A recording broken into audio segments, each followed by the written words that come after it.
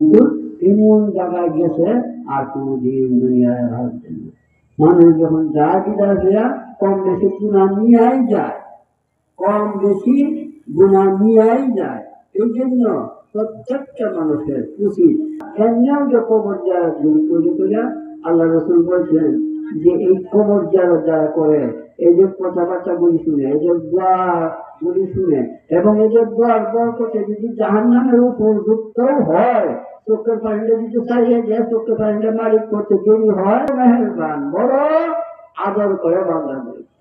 কাজে আল্লাহ যেন এই মহিলার উচিলায়, এই যুবকদের উচিলায় আল্লাহ এই গ্রামবাসী, শুধু গ্রামবাসী নয়, তারা উম্মতে মুহাম্মদকে যেন শান্তি দান করে, কবরগুলিকে যেন বেহেশতের বাগান বানায়, যারা বেঁচে আছে সকলকে যেন ইসলামের পথে আর মতো চলার তৌফিক দান করে।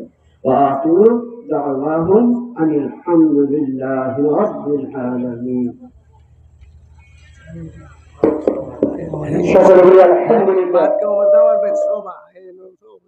সম্মানিত এলাকাবাসী, আপনাদেরকে আবারও সবিনয় অনুরোধ করছি, আপনাদের আকাঙ্ক্ষিত মেহমান, যারা আকাঙ্ক্ষিত ছিলেন, দীর্ঘ একটি মাস সিয়াম সাধনার মাধ্যমে উৎসব মুখর পরিবেশ ঈদ উল ফিতর পালনার্থের শেষ মুহূর্তে আপনাদের সেই আকাঙ্ক্ষিত মেহমান ব্রাহ্মণবাড়িয়া থেকে আপনাদের ঐতিহ্যবাহী নয়াপাড়া হাজির হয়েছে।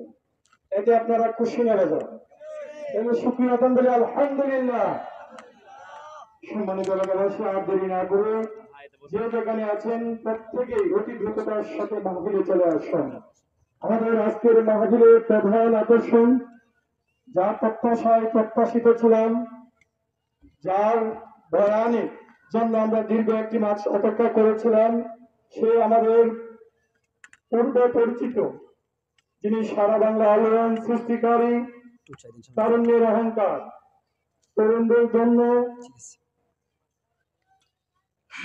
জন্য আইডল হিসাবে কোরআন ও সুন্নাহকে প্রজ্বলিত করার লক্ষ্যে ব্রাহ্মণবাড়িয়া থেকে বাংলাদেশের ৬৪টি জেলায় ঘুরে ঘুরে তিনি ইতিমধ্যে আমাদের মধ্যে হাজির হয়েছেন। তাই আর দেরি না করে যে যেখানে আছি আবারও দ্রুততার সাথে আসার জন্য সবিনয় অনুরোধ করছি। সম্মানিত সুধী, এ পর্যায়ে আপনাদের সামনে আলোচনা পেশ করার জন্য আমি সবিনয় অনুরোধ রাখছি আজকের মাহফিলের প্রধান আকর্ষণ, বাতিলের আতঙ্ক, সুন্নিয়তের অত্যন্ত প্রহরী, তরিকতের উজ্জ্বল নক্ষত্র